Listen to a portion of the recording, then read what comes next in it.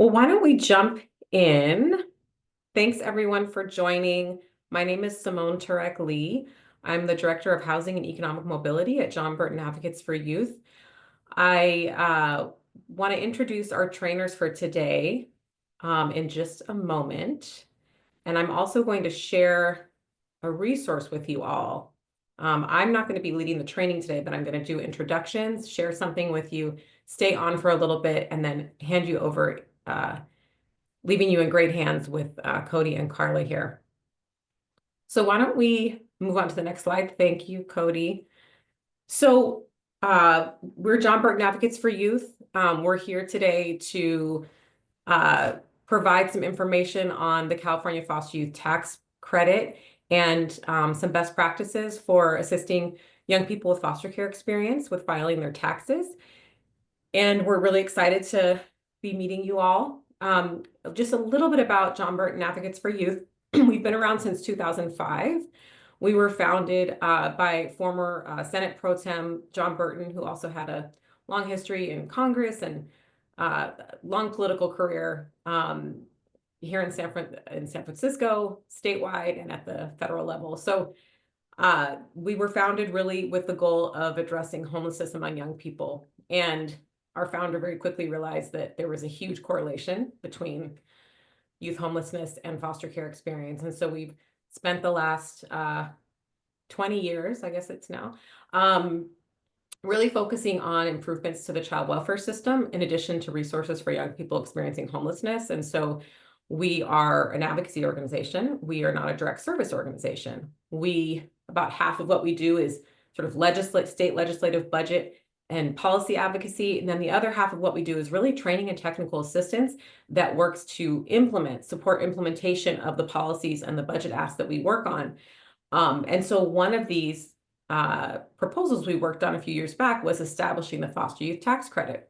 So since then, we've been working really hard with folks across the state, stakeholders, with VITA, with community-based organizations, with county agencies, campuses, you name it, to try to increase uptake of the foster youth tax credit. So that's why we're all here today, is to talk about that credit and young people in foster care and make sure that you are all equipped at your VITA sites to, if a young person comes into your site, to assist them accordingly. We know there's sometimes limited training on the state side of, on state taxes. And so we definitely want to support on that, because this is such a small population. Even if you're getting training on state credits, I'm guessing it probably doesn't include this one, right?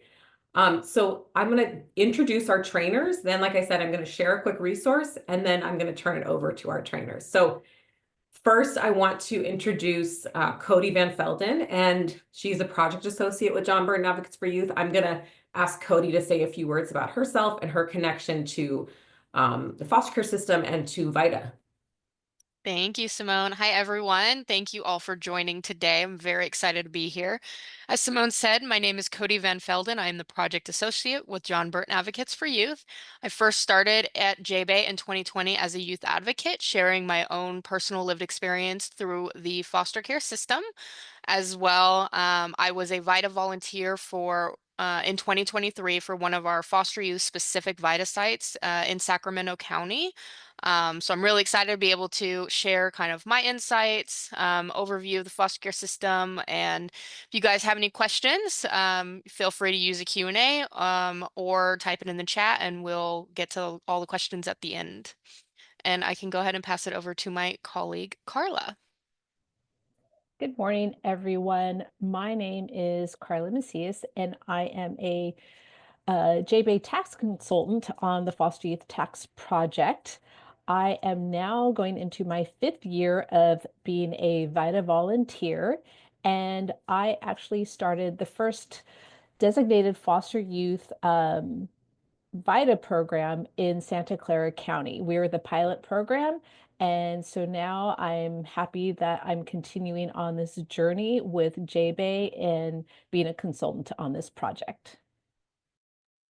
Thanks, Carla. So Cody, if you want to go on to the next slide, thank you. So I want to share this just before we jump into the training, so that you have a little context. I shared sort of why we're doing this training, right? We want to make sure as many VITA volunteers as possible are equipped to assist young people. Like Carla mentioned, and I think Cody mentioned, we do have like between 4 and 6 sites over the past few years that actually they weren't VITA sites. They were community-based organizations serving foster youth, and they stepped up to the plate and said, "We'll become VITA sites." Some of them didn't know what that was, right? We'll jump in. We'll take that leap.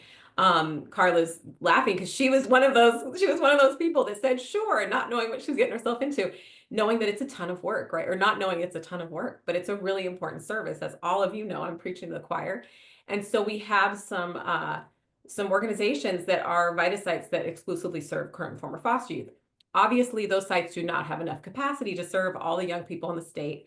And it's important that they can go to a general VITA site and get that assistance. So we are wanting to really partner with all of you to be able to serve those young people. And what we're doing is we've heard got a lot of feedback from people across the state saying, we know there's these kind of handful of VITA sites that are very equipped to serve young people. They have experience. This is what they do, working with this population. And there's other sites like, could they get training, and could we know who they are? Is there a way to designate who these sites are that might have a little more, readiness to serve this population and claim this credit? And so what we've done is created a VITA roster that you can, the link is on the screen, but I'm going to screen share it in a second, and you'll obviously get this slide deck later today and a recording of this training. But in the roster is a list of VITA sites who are, like I said, foster youth organizations, VITA sites that have undergone this training, and it notes in the column, yes, there are volunteers at this site that have undergone this training or have reviewed this training. If you couldn't make it today, we also, like I said, are making this available to people after the fact. And then we'll designate that on the roster. We also have identified a bunch of VITA sites that have not yet taken the training. We hope they do, but those are also listed on the roster because we were trying to identify the sites that seem to be open the longest throughout the year.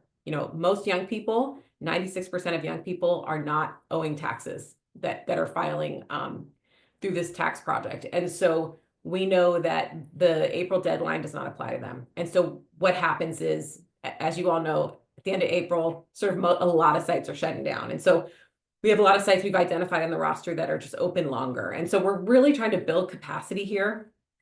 And so that's what this roster does. After you complete this training, we want to get your site on this roster if it's not already on this roster, or if it's on this roster, make sure we've noted there are volunteers that have taken this training. And so once you complete this training, we will send you an email that has this tiny URL link you see on the screen that you can provide, what hours you're open, what dates you're open, scheduling link. Do you require appointments? Who's the contact? What languages are spoken at the VITA site? All of those key details that need to be on this roster. So really briefly, I'm just going to screen share it so you can get a visual of what I'm talking about here, and then you'll receive that when we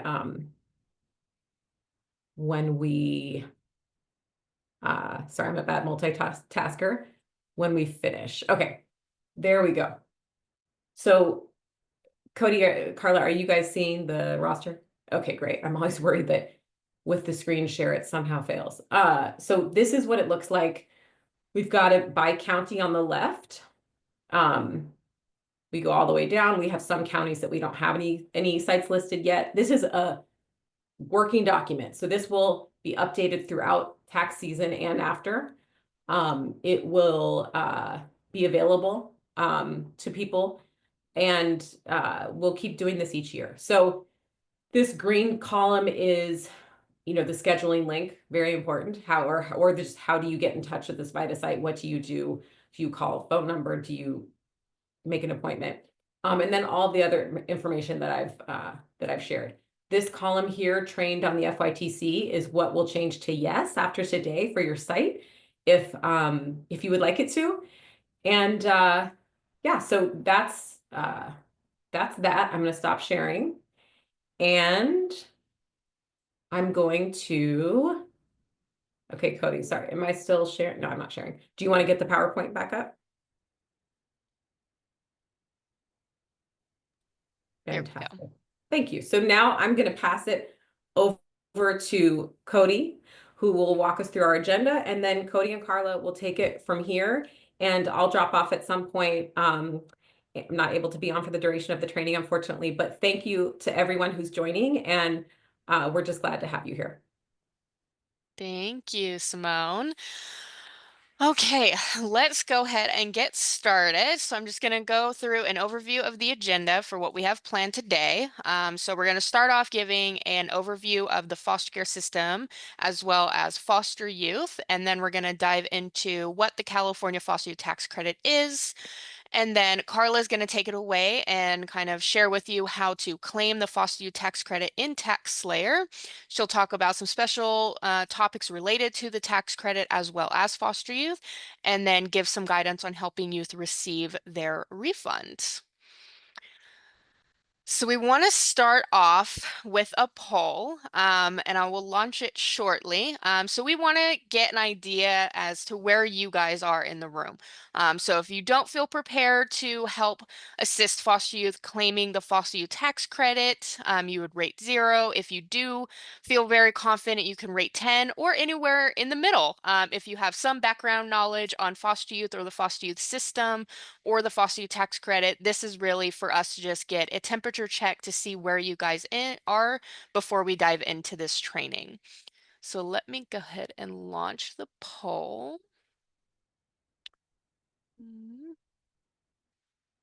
Okay, so I'll give you guys a couple seconds to go ahead and answer, and then I'll share the results once we've got majority of folks responding.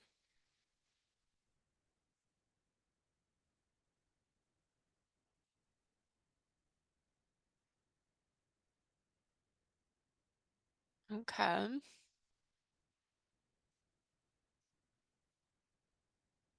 Just a couple more seconds. We got most people. Okay, so I'll go ahead and end the poll and then share the results with everyone. Carla, can you see the results? Yes, perfect. Okay, so it looks like we got a range. So we've got some folks that have said 0. And then I see we also got the opposite end where folks have said 10. So that's amazing. And I see we got a couple folks right in the middle. So we're definitely excited. You all have joined us. You'll definitely get a lot of information that you can take to your VITA sites. But perfect. Okay, let me go ahead and stop sharing that. Okay, so with our first section, we're going to dive into, as I said, the overview of the foster care system, information about the experiences that foster youth have while in the system, and then giving you guys some guidance on how to work with foster youth, given their history with trauma throughout the foster care system or before experiencing the foster care system. Okay, so this is kind of more some numbers and data information for all of you. So about 17,000 children and youth enter the foster care system every year in California. Currently, there is about 42,000 children and youth in the foster care system currently, and this is from infancy through age 20. So California is one of the states where the foster care system age is at 21 is when it ends. And a lot of youth and children, they enter the foster care system due to abuse or neglect in their homes. They have a considerable amount of history of trauma, which includes events leading up to the removal from their home, but also traumatic events that may happen while they are in the foster care system itself. And about 7,400 of these youth in foster care are young adults aged 18 to 21. And as many of you know, trauma does have a range of impacts in both the short term and the long term. And even if you have had a more favorable experience in the foster care system, just simply being removed from your home is traumatic. If it's gotten to that point where the child is removed from their home, there has been trauma that has happened or occurred in the home. So what we're really looking at is a disadvantage, even when we're talking about baseline experiences. On average, foster youth have lower rates of educational attainment. This is due to a host of different reasons, from changing placements in foster care, which ultimately leads youth to missing school, the impact of trauma, on the brain's cognitive functioning, which impacts their ability to form healthy and meaningful attachment and relationships. And frankly, they often don't have the support of a parent to help them throughout school, or any other issues that may come up. Youth leaving foster care, they do need a lot of support to address trauma, which often results in some pretty significant behavioral health challenges as well. And then we have youth leaving foster care, are at a significantly higher risk of homelessness. They are uniquely impacted by the housing crisis we have going on with low income, no one to co-sign, no credit history or rental history. There's often discrimination that happens based on age or perceived quality of tenancy. And at the end of the day, they do not have a forever home to return to. But with that in mind, we also want to point out that it is important to remember that the children and youth that are coming from the foster care system are extremely resilient. So despite them experiencing and being dealt a pretty raw deal, young people are incredibly resilient. And we have a lot of young people that have learned how to turn the pain that they have experienced through the system and turn that into power. So we do have a lot of young people who beat the odds regardless of the situations that they are coming from. So I wanted to dive in a little bit more about kind of the work and progress that we have made in the last 10 years as it pertains to the foster care system.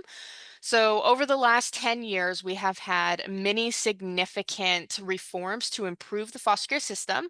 I do want to point out this is only a fraction of the reforms that have been in place to improve the lives and the system for foster youth. So, part of this includes substantial investments in higher education. Additionally, and this has also increased record number of foster youth attending college, which we want to increase more and get as many foster youth excited and just wanting to attend college. And then additionally, there's been a considerable expansion on housing resources, ensuring that foster youth can make a safe, supported transition from young adulthood. I know many of you might know transitioning to adulthood can be scary. But for foster youth, they do experience a lack of support with not having parents, potential relatives. So that transition to adulthood is a lot more difficult. And then the last one is why we're here today, the foster youth tax credit. This has been an important part of these reforms, providing current and former foster youth with the much needed income to achieve that stable life and pursue their personal, educational, and career goals, whatever that may be. Okay. Um, So I wanted to dive in a little bit more about what young adulthood looks like for youth leaving foster care. As I mentioned, without that family support, it does look much different transitioning into adulthood for foster youth. So despite the significant levels of resources for youth leaving foster care, at the end of the day, they are still entering adulthood. But what does this mean? At 21, an average of 32% are custodial parents, and about 45% are currently enrolled in post-secondary education. And then we also wanted to note that their average annual income is about $10,804. So as you may know, they may not be required to file taxes yet, but they are under that threshold to qualify for a lot of tax credits. which is really why we are implementing and trying to get the education out about the foster youth tax credit to help incentivize, since they do fall within that bracket. Okay. So I wanted to dive into some common terminology that you may hear while you are having conversations with foster youth. Now, I do want to point out you do not need to be experts with this terminology. So if you are working with a foster youth and they start kind of talking about their situations, it's not important to really like have this memorized. We just wanted you guys to be aware of the type of placements, the type of terminology they might share if you're having one-on-one appointments. So the first two is a supervised independent living placement, also known as a SILP. And then we have a transitional housing placement for non-minor dependents, THP and MD. These first two are the most common types of placements for foster youth. SILP, a lot of foster youth, they do refer to it as SILP. So if you ever hear that in your conversations, that's what they're referring to. And then we have transitional living settings, TLS. This can be short-term or emergency placement for non-minor dependents. Then we have family-based settings. This can also be referred to as a resource family. So this can include relative, caregivers, foster family agency homes, county foster homes, non-related legal guardians, and then non-related extended family members. And then lastly, on this sheet, we have short-term residential therapeutic programs, STRTPs, a placement primarily for minors. And then the last common terminology we wanted to share with you all was non-minor dependents, NMDs. So this is youth that are ages 18, 19, and 20 who are participating in extended foster care. So you may also hear extended foster care pretty frequently if you are working with the foster youth as well. And then we have Transitional Housing Program Plus, also known as THP Plus. This is a housing program for foster youth ages 18 to 25. And then we wanted to share a little bit about how youth exit foster care. So this can happen a few different ways. The first one, which is the most common type of way a foster youth will exit the system, is to reunification. So this is when the foster youth will return with the family of origin. Then we have guardianship placements without foster care dependency, so often through a kinship guardianship assistance program, also known as KinGap, and this can be with relatives or non-relatives. It really just kind of depends what the placement is. And then the last one is adoption. So this is often participated in the Adoption Assistance Program, or AAP. But these are just the three ways that foster youth can eventually exit the system. And then again, I just want to remind everyone, if you do have questions, we will have a Q&A at the end. So go ahead and put your questions in the chat or use the Q&A feature if I think we have that feature on here. And then we'll be able to address any questions that you guys might have at the end. Okay. So we wanted to also help provide with you all with recommendations to make foster youth feel safe, at ease while they are filing taxes. As some of you may know, foster youth, it's a very specific population. For a lot of these youth, it's their very first time filing taxes. So we just wanted to give you guys some pointers. We know with some of these recommendations, we know many of you will not do these things, or like not ask questions that might be too in depth about uncovering their trauma. And we know some of these things you guys probably already do on your own, but we just wanted to cover the bases with this training so you guys are all feeling prepared as you can be. So this first one, don't ask questions about why they are or were in care.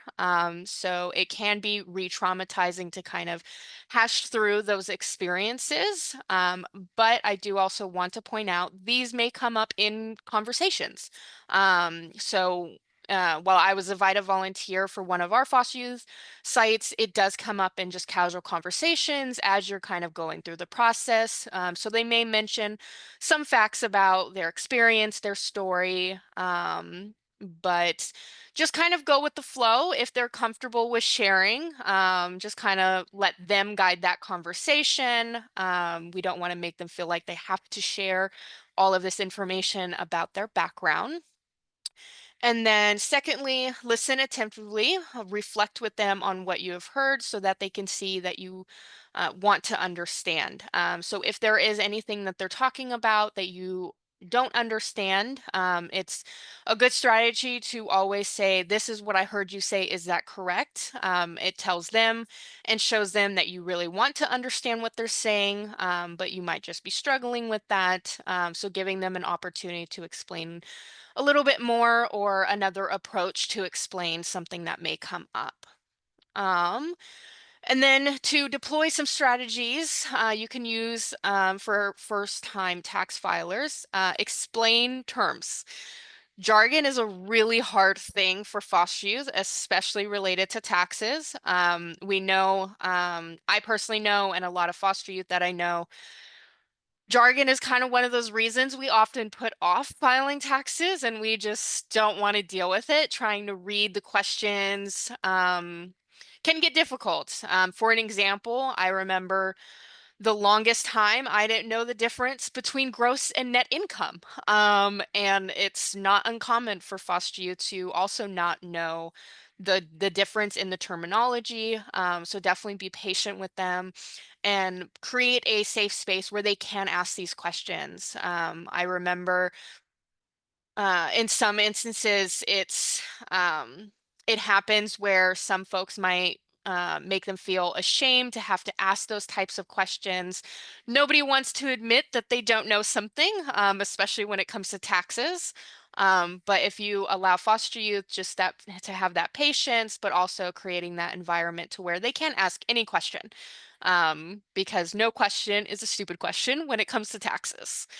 Um, and then this is another thing that can happen. So if they don't have all of their documents, walk through what they need and how they can obtain those documents.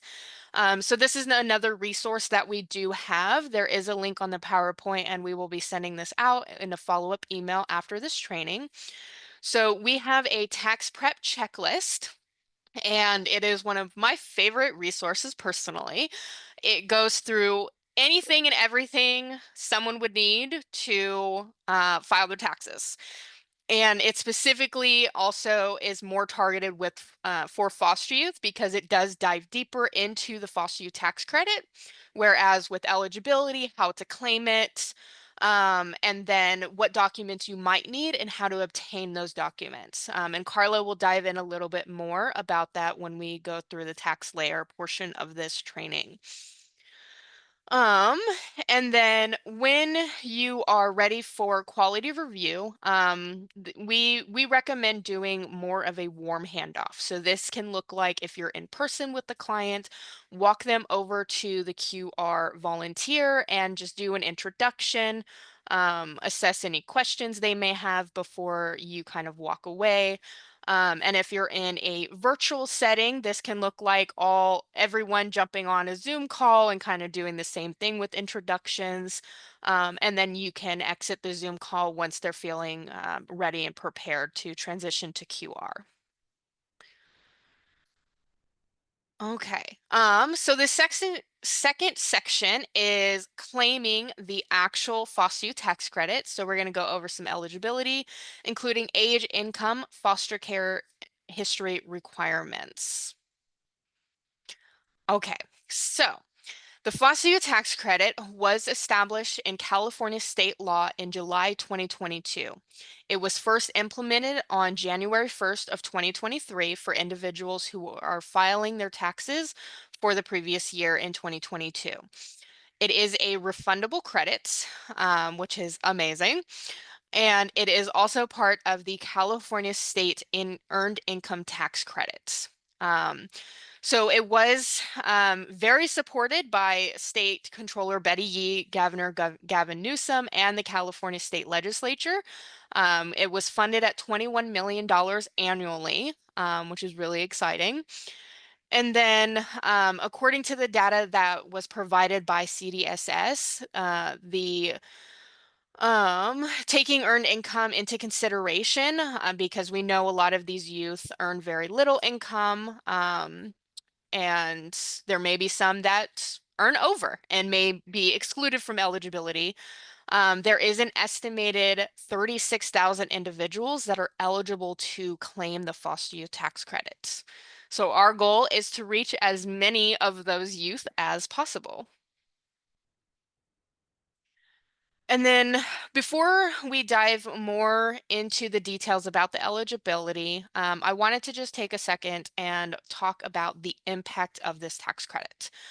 From what we've seen of the first 2 years of implementation. I know Simone had mentioned this earlier before she hopped off, but just 4% of young adults who have received the foster youth tax credit had a tax liability, so they had to actually owe, but 96% received cash back, which is a huge percentage.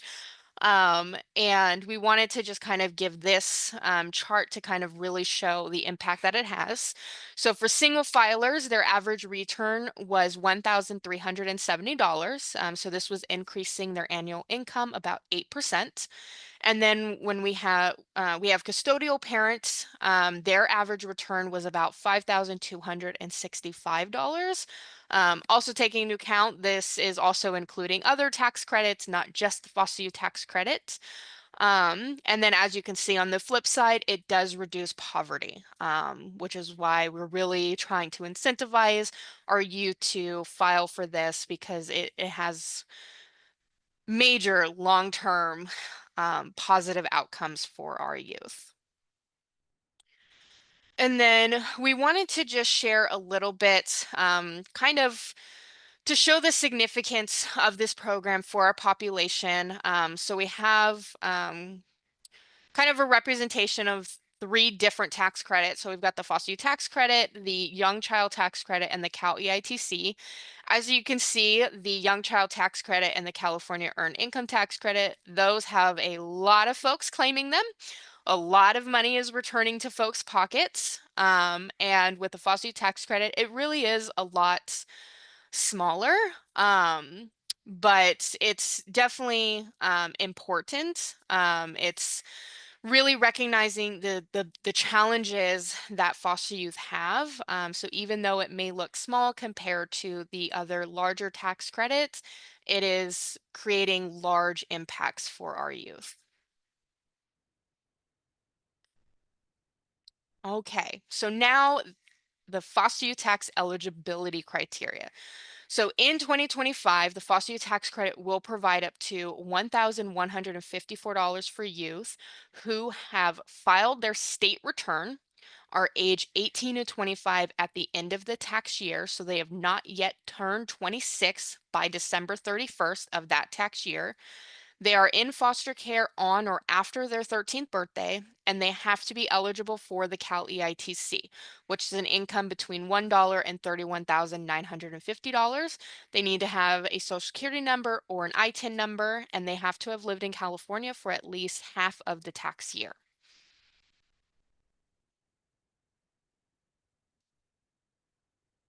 Okay. So, I know this part might be a little bit confusing, so we wanted to add in what does it mean if they were in foster care on or after their 13th birthday. So, this means that a court opened up a dependency case and made an order for an out-of-home placement. And this has to be during their 13th birthday year or at the time, any time after the age up to age 21. So even if they had entered extended foster care, they are still eligible for this credit. And we did also want to note that some youth are supervised by the juvenile probation department because they are or were on probation but have court orders for out of home placement. These youth are legally considered foster youth for the purposes of claiming this credit. Okay, So we've got some exercises for you guys. I'm super excited for this part. So we'll be having some polls as well along with these activities. So we wanted to kind of test your knowledge after receiving a lot of information. So if you get this wrong, no worries. This webinar is recorded, so we'll be sending that out. So if you need to refresh or re-go over any information, you can do that. So Tanya is 20 years old. She entered foster care when she was 8 years old. She was placed in a relative foster care placement with her aunt and remained there until age 18. At that time, she chose to move into a foster care placement for young adults called the Supervised Independent Living Placement. She worked in a cafe in 2024. Is she eligible for the foster youth tax credits? So let me go ahead and get the poll going. And I'll give folks a second to answer.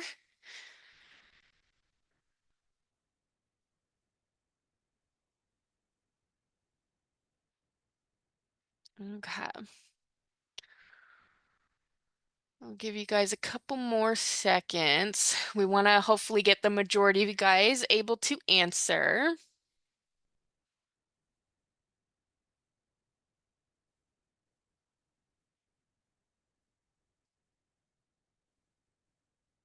Okay, looks like we got most of you.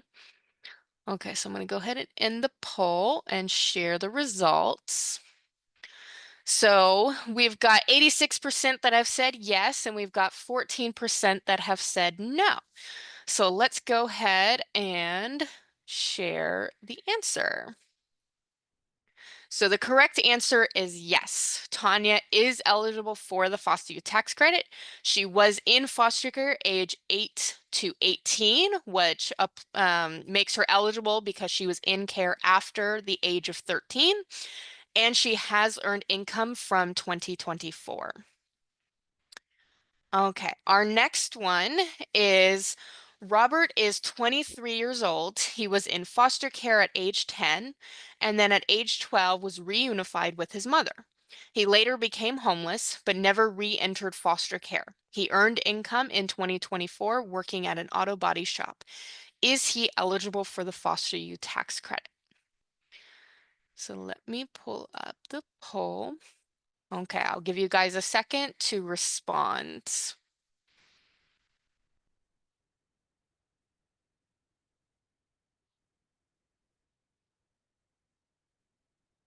Couple more seconds.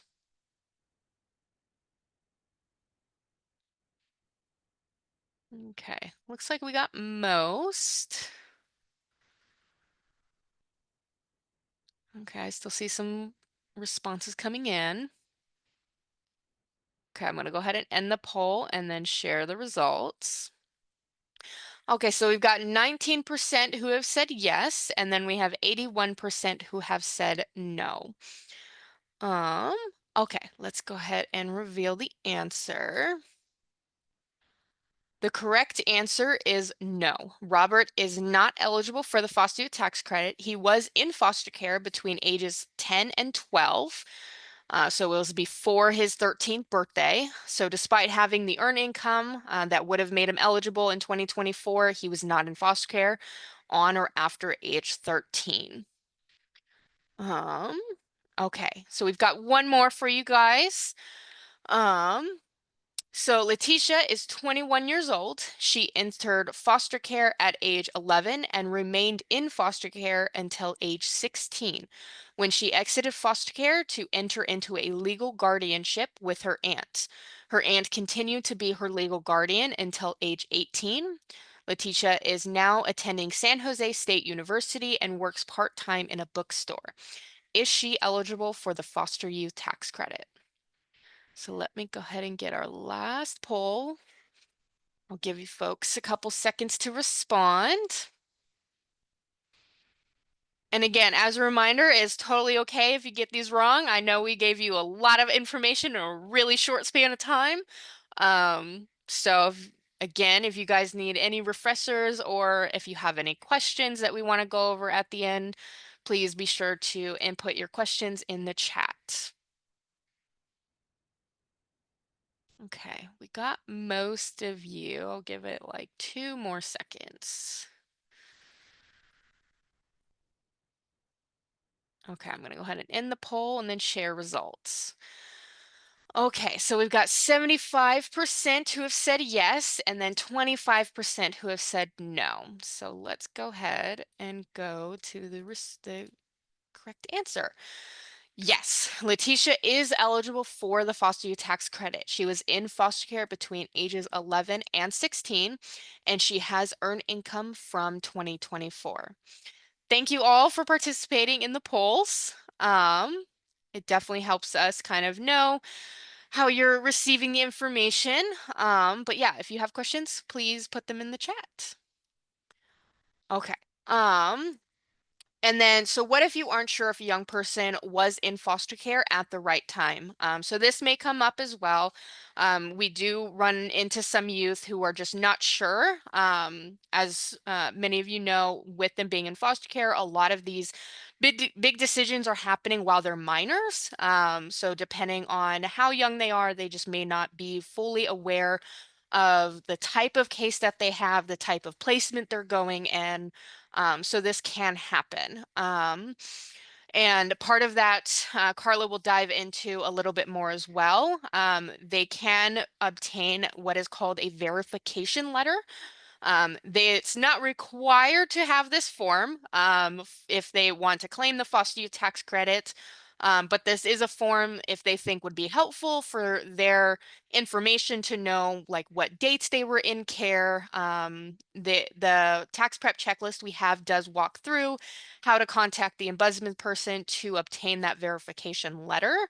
But it is important, rule of thumb, if you or the youth you're assisting are unsure, they can still apply for the foster youth tax credit, but just be very transparent with them that they may not receive it if they are unsure. On the back end, they would have to go through a verification process to see if they're eligible.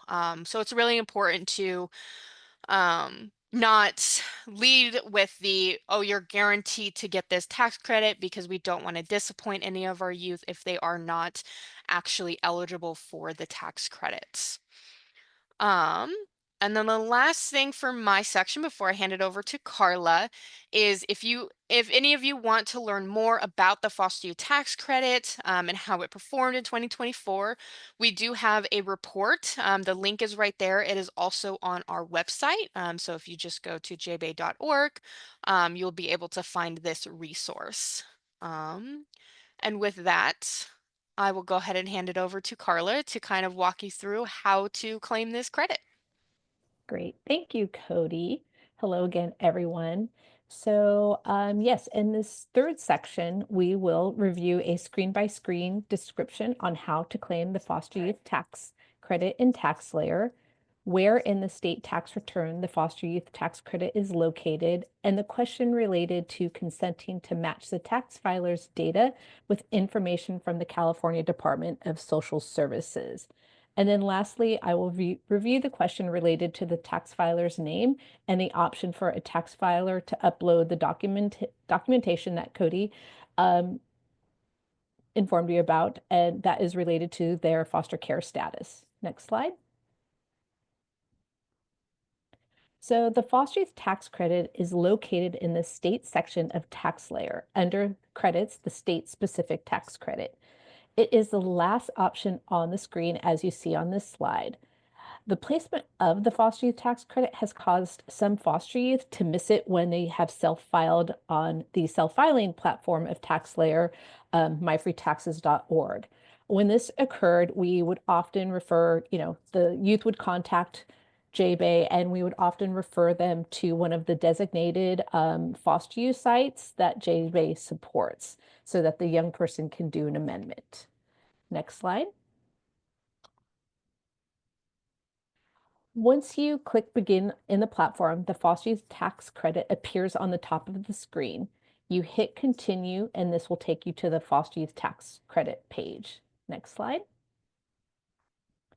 So on this page, you will first see the definition of foster youth tax credit eligibility, and Cody reviewed that with you. So again, they have to be a dependent of the court and out of home placement on or after the age of 13. That's probably the main piece of information you should always remember: on or after age 13, out of home placement.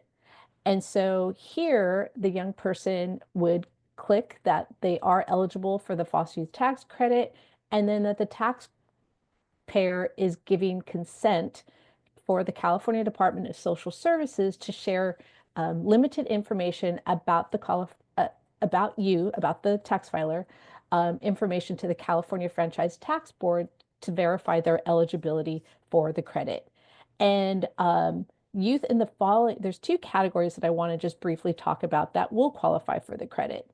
It's for those youth whose case is closed prior to 18 due to returning home to their parents and or legal guardian or adoption was established. In these situations, you may need to ask before moving forward with their tax return if anyone else can claim them on their tax return. And I'll go into that a little bit later. But either way, you want to check yes on both of these questions, stating that they qualify for the foster youth tax credit and that they're giving consent to CDSS, the California Department of Social Services, to provide the limitation about them to the California Franchise Tax Board to determine their eligibility. Next slide. And you also want to confirm if their name changed after they left foster care. They need to provide their name exactly how it was when they were in care. Some foster youth change their name while in care, but this is done legally through the court process. The name has to match exactly, letter for letter. If it doesn't match, this can affect the outcome of receiving the tax credit or even prolong them actually receiving a refund. If the youth married since they left foster care, they must provide the name that they had while in care. So you may want to say your government name while you're in foster care. Next slide. On this slide, you see the section in TaxSlayer that allows one to upload a foster youth dependency letter. It is not required for a foster youth to provide this letter. We are instructing foster youth to self-disclose that they are a current or former foster youth during the intake process. However, if you are filing taxes for a young person ages 18 to 25, you may want to ask if they are or were in foster care and go to the eligibility section in TaxSlayer, as in slide 23, and ask if this applies to them. If they have a county issued letter, it must be on county letterhead and have information about the dates they entered and exited foster care. And note that this is a California credit. A foster youth who had a dependency case outside of California did not qualify. The case had to originate in California. In addition, a California youth who lived out of state for more than half of the year may not qualify or only receive a portion of the credit. Next slide. In section 4, we will cover special topics related to the foster youth tax credit and to foster youth specifically. It will include how to treat foster care payments when filing taxes and the issue of other individuals claiming a foster youth on their taxes. The section will also cover other state and federal tax credits that foster youth commonly are eligible to receive, and a discussion of helping young people file amendments for prior tax years. Next slide. As a VITA volunteer, you will be helping youth who are current or former foster youth. Foster youth in or out of care most often receive payments for housing. In most cases, the youth will receive the payments directly. It is important to note these foster care payments are not taxable income, as the payments are not earned income and should never be included as taxable income in their return. Next slide. Almost all current foster youth who file their taxes will be in one of two foster care placements. Cody reviewed these a little bit earlier, but I'm going to go through them again. So the first is the supervised independent living placement for NMDs. That's for youth ages 18 to 21. You will hear them call it a SILP placement. Youth placed in a SILP Silton placement received their foster care payment directly. For 2024, the payment was $1,258 a month. The second placement for youth ages 18 to 21 is the Transitional Housing Program for NMDs called THP NMD. In this situation, foster youth receive a stipend from their housing provider. The stipend amount may vary from program to program. With both of these housing types, the funding the foster youth receive, again, is not considered taxable and should not be considered as earned income in their tax return. Next slide. For youth who aged out of foster care at 21, typically many are participating in a transitional housing program called THP Plus. Youth who participate in this program receive a stipend for rent, utilities, transportation, and food. This is not counted as income. In some circumstances, the housing program issue a 1099. This is not what 1099s are intended for and is quite unfortunate for the foster youth, but it still must be claimed in their taxes, and it can increase their tax liability. There are a few housing programs who do this, and JBay is working on educating housing providers about this practice and how it negatively impacts foster youth with their taxes. In addition to the housing programs, foster youth in care participate in a case management program called Independent Living Program, or ILP. Youth may receive a payment for attending workshops or classes, and again, this is not earned income, therefore is not taxable and cannot be used to qualify for the foster youth tax credit. Next slide.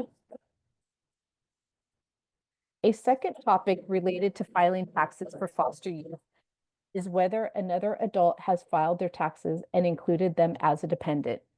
As noted earlier in the training, there's a high level of mobility among foster youth in foster care. Given that, there's sometimes ambiguity as to whether another household will claim them on their taxes. When working with the current or former foster youth, please take a moment to ask them if another individual can claim them on their taxes. As a fellow VITA volunteer, I educate foster youth. If they lived with someone for 6 months or more, and that person provided more than half of their support during that tax year, the person can claim them. If the youth is unsure, it may be necessary for them to make a brief call to their social worker or probation officer or even their caregiver to clarify. Next slide. Now we're going to cover two situations when a foster youth may be falsely claimed on their tax return. So most common scenarios, a former foster or resource parent continues claiming foster youth after they've moved out. The youth exited foster care to reunify with the parent and or guardianship or adoption was established, but the arrangement fell apart and the youth no longer lives with the caregiver. Key information in these two scenarios is whether they lived and were provided with more than half of their support by this person during the tax year for 6 months or more.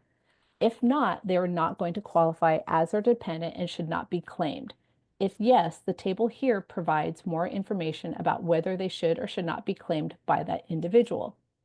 In addition, if the current or previous caregiver and foster youth have a good relationship, the caregiver may decide not to claim the foster youth on their tax return so the foster youth can claim the foster youth tax credit. As noted earlier, if foster youth is unsure, in most cases, they may be able to call their previous resource family or parent to confirm. If they do not feel comfortable doing so, it may require a social worker or juvenile probation officer to make that call, and this may not occur immediately. Therefore, the youth may have to come back with the information to continue with their return. If you go to e-file a foster youth's return and you get the rejection code that someone else claimed them, take the time to explain what happens next. Move forward with paper filing, which could mean a delay in the refund. Let them know that the IRS and FTB will investigate to determine if the foster youth can be claimed as a dependent on someone else's tax return. In addition, the foster youth will receive a letter from either agency inquiring more documentation to make the determination. Encourage the foster youth to respond to the letter within the given time frame. I always suggest to foster youth, if they are unsure what is being asked of them from the letters, ask for support from their social worker, probation officer, housing case case manager, a court-appointed special advocate, or their dependency attorney. Next slide. So here on this slide, it's just a review of what other credits a foster youth could receive. So on the federal side, we have the federal earned income tax credit, the child independent care credit, the child tax credit, and then the two education credits, American Opportunity or Lifetime Learning credit. Next slide. On the California side, again, they can the earned income tax credit, which you need to be eligible for to receive the foster youth tax credit, the young child tax credit, the child independent care expenses credit, and then California renters credit. For parenting foster youth, it's important to educate them on who can claim their children. If the parents are filing jointly, the child is treated as a qualifying child of the parents. If they are filing separately, the IRS will treat the child as the qualifying child of the parent with whom the child lived for a longer period of time during that tax year. If the child lived with each of the parent for the same amount of time, the IRS will treat the child as a qualifying child of the parent who had the higher adjusted gross income for the year. There are some situations when the parenting foster youth cannot claim their child on their tax return due to the fact that their own child was removed from their care and placed in the foster care system as a dependent of the court. So it's important to clarify with the parenting foster youth if their child lived with them for the whole or partial tax year. Next slide. So foster youth commonly require an amendment to their taxes. In 2024, this occurred when a young person either paid to have their taxes filed by a preparer or self-filed and missed the foster youth tax credit on the state return. So take time to ask a foster youth if they filed last year and they received the credit. You may need to instruct them where they can find it on the state return.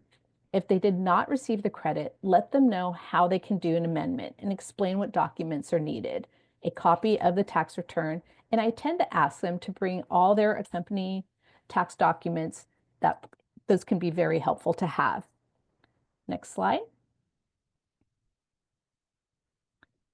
A final important topic to note is asking current and former foster youth whether or not they need to file prior tax seasons. In 2023, a full 40% of tax filings completed at one of JBay's 7 VITA sites was for a prior tax return. Collectively, these 2 prior tax years provided an extra 685,000 to 299 youth. This is an average of 2,293 additional refund. This level of funding is significant, and therefore it is important to emphasize to youth and their adult supporters that they should file for prior tax years. Next slide. So in section 5, this is the final section of the training, and we will cover how to ensure young people receive their refund. This will include confirming that the youth has a safe way to receive their refund, how to help a youth set up a payment plan, and if they have a tax liability, how to inform the young person how to check on the status of their return and addressing any identity theft or tax fraud. Next slide. First, confirm whether the youth has a safe way to receive the refund. Most foster youth do receive their refunds via direct deposit. However, there are youth who request a mail check and do not have stable housing or a consistent mailing address to have a paper check mailed to them. Therefore, it is important to inform the young person that they should provide an address where they can receive mail securely. They can ask for permission to receive it to their local youth center, the office of their social worker, probation officer, court-appointed special advocate, a housing case manager, attorney, or a previous caregiver. Next slide. Because foster youth have a high rate of mobility, there are times a previous caregiver may use their social security number to file a fraudulent tax return. When a child moves through the foster care system, their personal identifying information is given to multiple adults who are caring for them.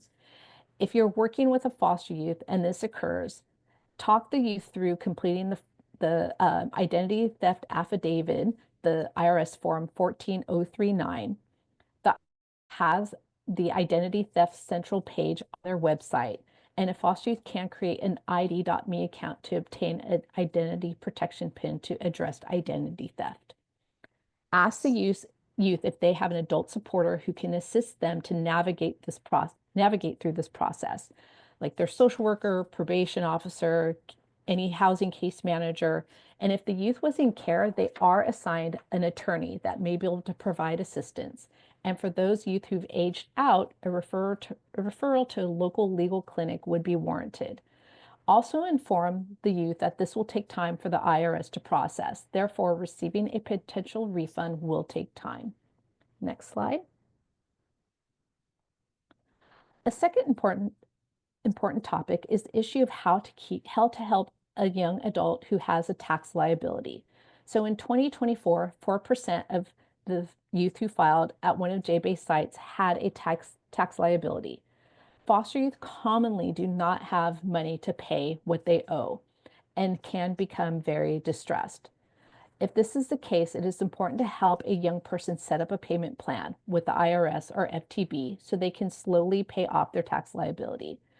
One suggestion is if they're going to receive a state refund, but then they owe the federal, they can request a direct deposit for their state refund and then set a later date to have the federal payment be withdrawn from their account or mail in the payment. Next slide. So the fourth and final topic in this section is the importance of teaching the young person how to check on their status of their refund. Both the IRS and the California FTB have links on their websites to check the status of their refunds. Through the IRS, again, creating the ID.me, that is a way for them to check their refund. And then on the California side, the FTB, they have to know exactly how much their refund is, along with some identifying information to check the status. When I work with youth to file taxes, I encourage them to keep at least 5 years of their returns and keep them in a safe place because it has all their personal information. Next slide. So now we're going to gauge again where you feel you are at on the scale. Hoping that the information we shared today has moved you over to a higher number. So Cody will go ahead and launch the poll and we will see where everyone ends up. Thank you, Carla. Okay, you all should see the poll now, so we'll give you guys a couple seconds to respond and see where you guys are at.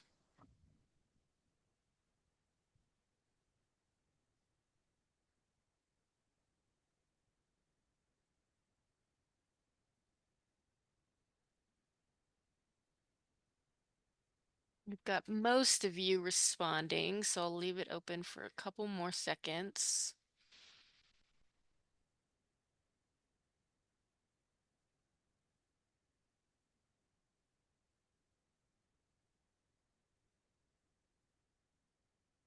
Okay, I'll go ahead and end the poll now and share the results.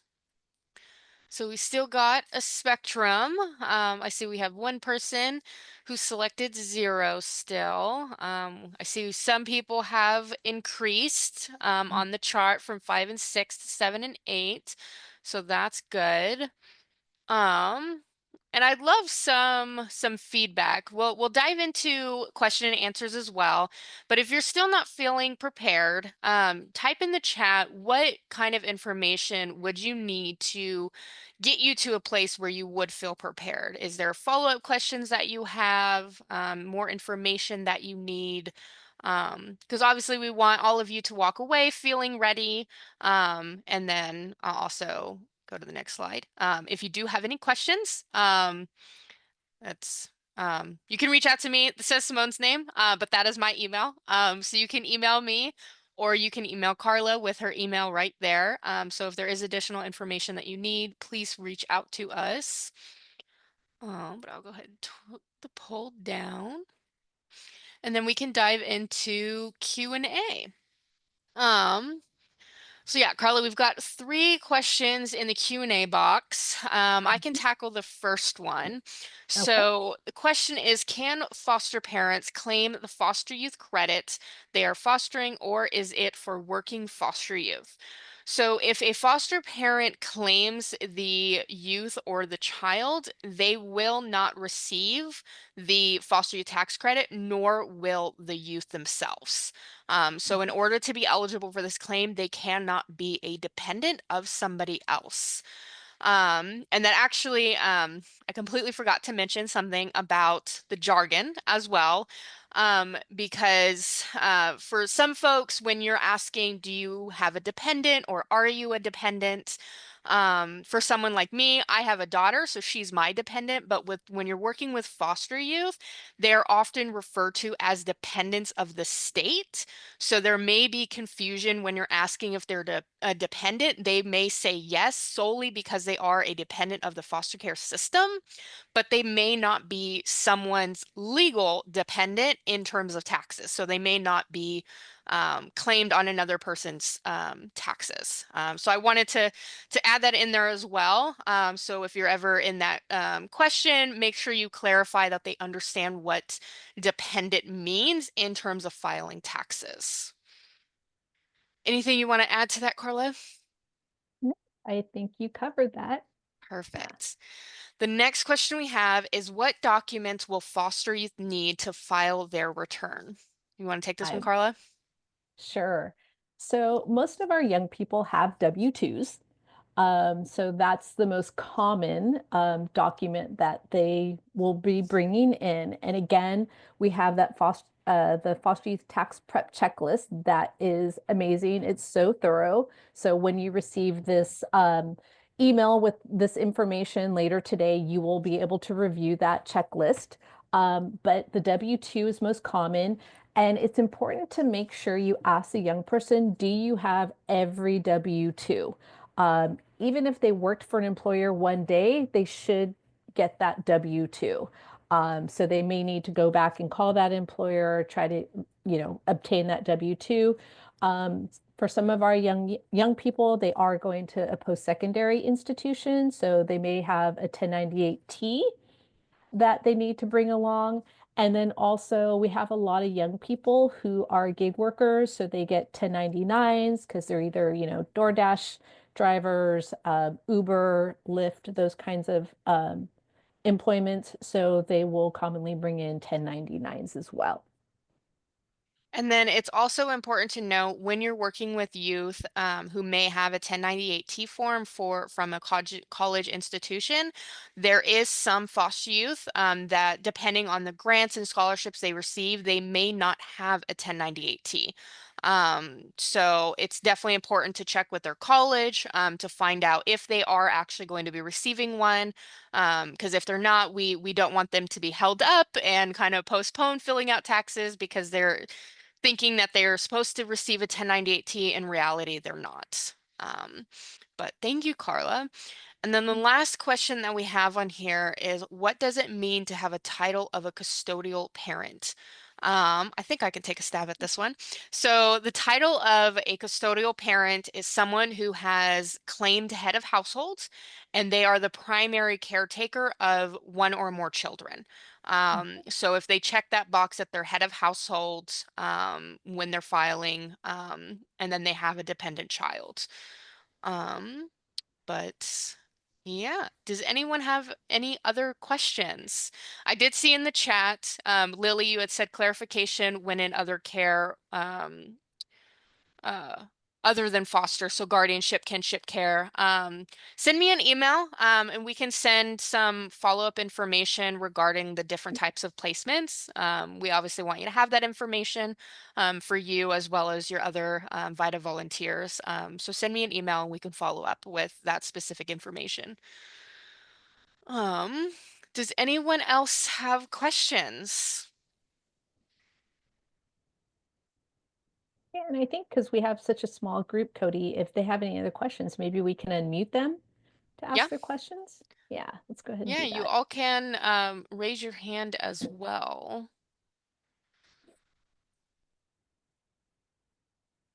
if you have any questions.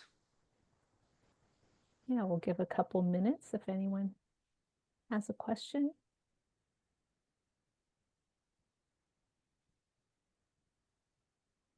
Oh, Okay, Sarah, I see you. Go ahead. So will this, can you go back to the link that, or I guess will you also provide the link to the handout for the checklist and then recording to this training? Yes, everyone who registered for this training, we will send out the recording link. We'll send out all of our resource information, and you'll be able to find all the resources on JBay's website as well. If you're interested in the report, we'll send that out as well. So you guys will all have access to that. Perfect. Thank you so much. Of course.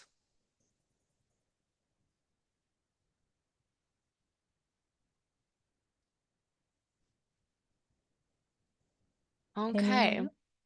We've got some time, so if anybody does have questions, you're more than welcome to ask us. So we'll stay on for a little bit longer, but if you don't have any questions, you're more than welcome to log off. We really appreciate and thank all of you for being here. It's really important to us. We're very passionate about this work, and want to see this benefit as many of our foster youth in California that it can. So thank you all for your time. Yes, thank you, everyone.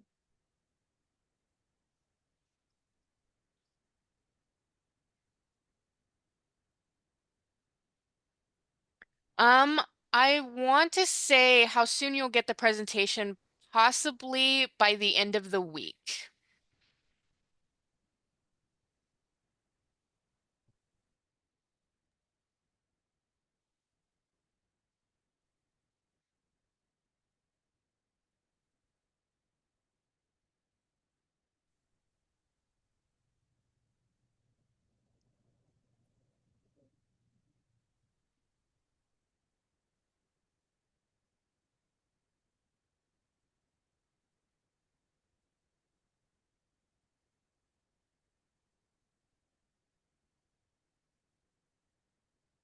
Okay, I'm not seeing anything else in the chat and no raised hands. So yeah, thank you those who are still left on the call. We are going to go ahead and close out now. But if you do ever have questions, feel free to email us, and you'll receive the follow-up email later this week. Thank you, everyone. Thank you. Bye.